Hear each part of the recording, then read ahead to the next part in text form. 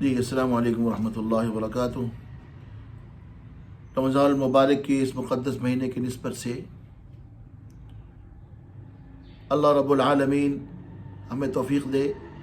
امام الانبیاء سرور دو عالم صلی اللہ علیہ وسلم کا فرمان ہے، جو اچھائی انسان اس رمضان المبارک کے مقدس مہینے میں شروع رمضان سے آخر رمضان تک نیت کر کے روزانہ نیکی کرتا ہے، اللہ اس کو مرتے دم تک ہمیشہ اس نیکی کرنے کی توفیق بخشتے ہیں۔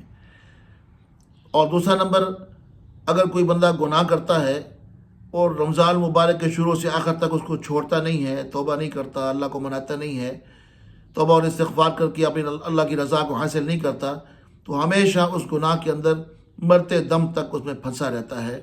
اللہ رب العالمین سے دعا ہے، اللہ ہمیں گناہوں سے بچنے کی اور نیکیاں زیادہ سے زیادہ کرنے کی توفیق نصیب فرمائے۔